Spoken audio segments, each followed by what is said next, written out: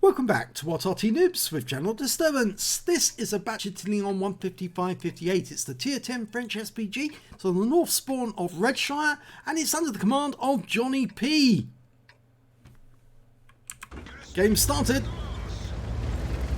Now it's a 155mm gun with a 3-shot auto loader, 3 shells, and well, they're spaced 10 seconds apart, but the reload time, yep, 46.68 seconds for a full mag. And well, JohnnieP's got into a position where he's ready to shoot at the enemy, but for the moment he's got to wait for that reload to complete. Still 17 seconds away from completing. Looks like he's going to go after the heavy tanks going off to the east side to the Zeppelin. Cranvarn's the first target, I think. And he's lost sight of it. Okay, shells are going in. Team 100 LT's done a quick scouting round. And there's the Cranvarn, has come back again. Okay, lining up a shot. Rounds out. Beautiful! Hits the engine bay. 331 hit points. I love it when you time a shot correctly and it hits the engine bay of a tank. It really does do a lot of damage. Sometimes it pens, but you sometimes get a fire on the enemy tank, and if that happens, well, it spells misery for the enemy tanker, because he has to burn his repair kit and his possibly his first aid too, and that's going to be a costly battle for him. Another one on the rear of that IS-7 for 257 hit points from that one. Now, who's going to get the next shot? The IS-7? Oh! He actually hit the Cranvarn for 240. And he got stun assist off the IS-7, so he's picking up quite a bit. He's already up to 1,000 of stun assist and 800 of actual damage. But he's in the long reload, 46 seconds. Now, the alpha damage of these shells is 750 hit points, but remember, he does get 3 per mag, and his next target might be that mouse. The IS-7's a one-shot, I think. Is that one shot? 400? I think it is. Yep, he could one-shot them if he can get it in through the sides. Here we go. Just lining up the shot. Working out where they're going. Oh, that one's going to miss. Yeah, went flying straight past the Cranvarn. He pulled back just in time. Going for the mouse. He's a one-shot now.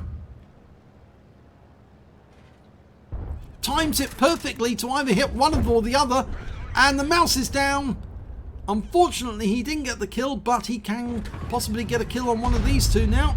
Lines it up. Oh, they parted just as he fired.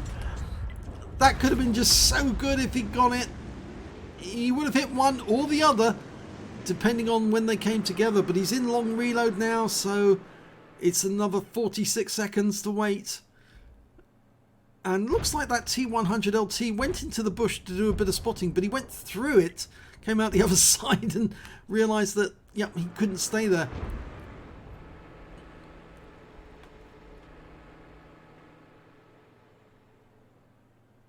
He's really in the wrong place, that T100 LT. If he goes up there any further, he's likely to get punished.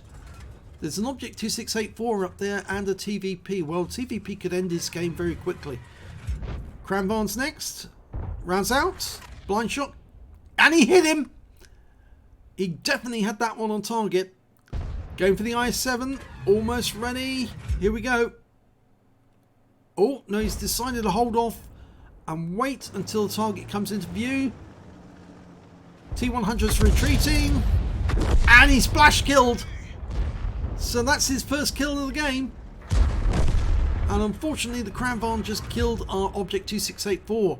We're loaded, last shell, and the Object 260 on our team has gone in balls deep, and he's right up to that Cranvarn, face to face. But instead he actually takes out the IS-7, who was lower hit points.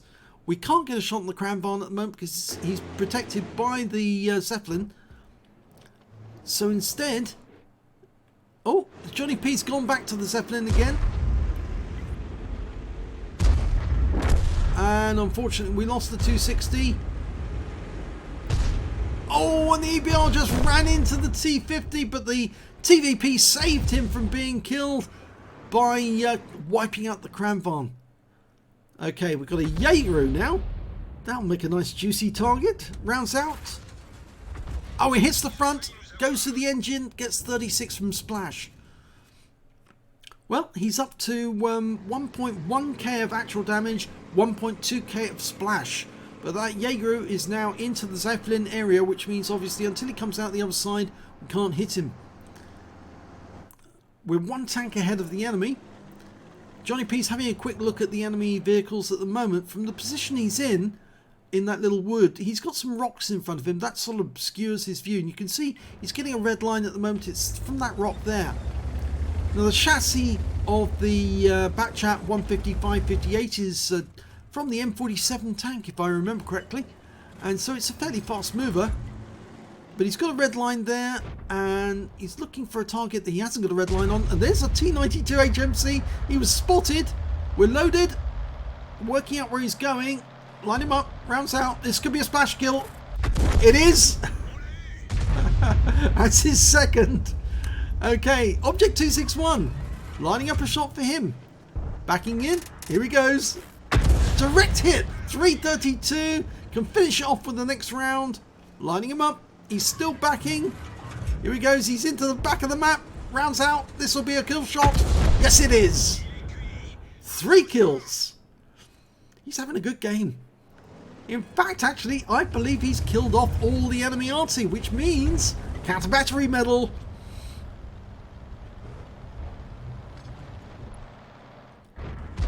Okay, the Object 279E, which is the butt of any joke, as Klaus Kellerman will tell you, is now coming out of the castle. So I think JohnnieP needs to motor and find a new firing position, because that's the 4-track thing. The monster, which is the butt of any joke. Why did the chicken cross the road? 279E. Here we go. 3 shots into him. Rounds out. Direct hit. 49 tracked him. I hope it tracked all of them. I think it only tracked 1. Oh my god, it just blew up. A Jaeger who got him.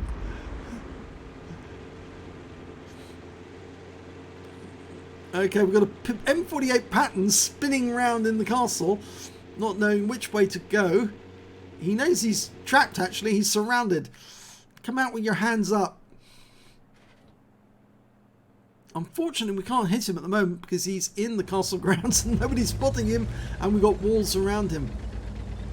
Now, the enemy does have a Jaeger still on their team, and now would be a good time to DD Mao out of here as quickly as possible and find a new firing position, because that Jaeger, well, nobody spotted him for a while, and I think he's close to our cap. And I'd rather not find out the hard way that he actually bypassed the cap and he's headed directly for us.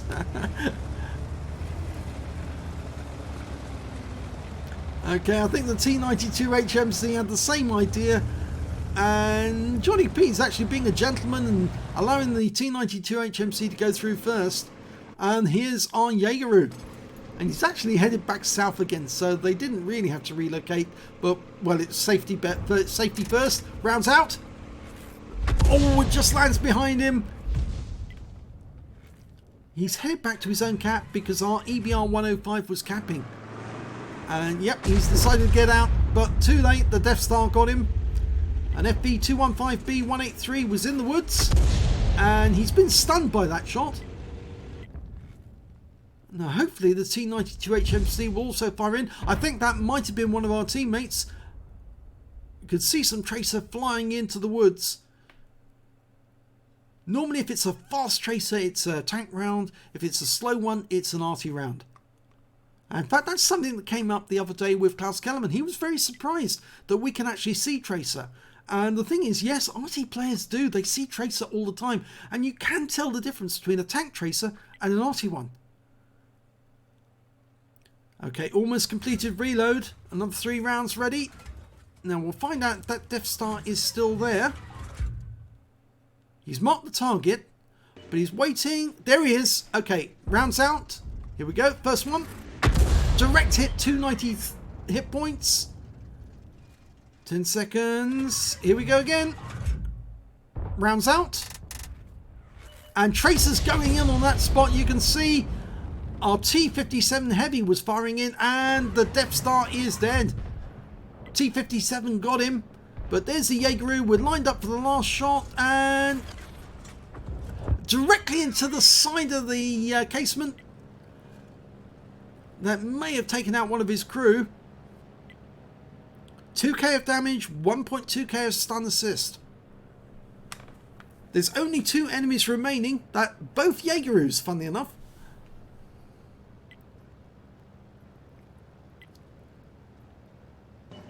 There is one of them.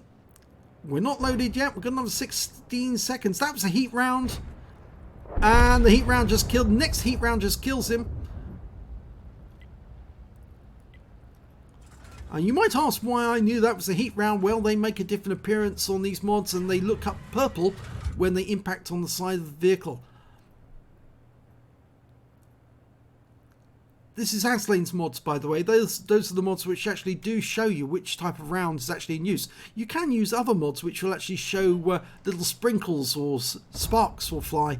But I just like it to see the different colours. Ow! Well, that was pretty final there. Loads of rounds coming in simultaneously and the game is over. Let's have a look at the end of battle stats for this one. It's an ace tanker for JohnnieP in the Bat Châtillon 155-58. He's aced his tier 10 French Arty. He's managed to get a counter battery medal. He did take out both the enemy Arty in that game, and he also got a bruiser medal for getting at least 5 critical hits. He got 12 on that one, and because he hit more of the enemy than anyone else, he was a big help to his team. He got a Confederate medal, and that's spreading the love around, making sure that plenty of the enemy team felt his presence, and of course assisted his teammates to get the kills. So let's have a look at the team score.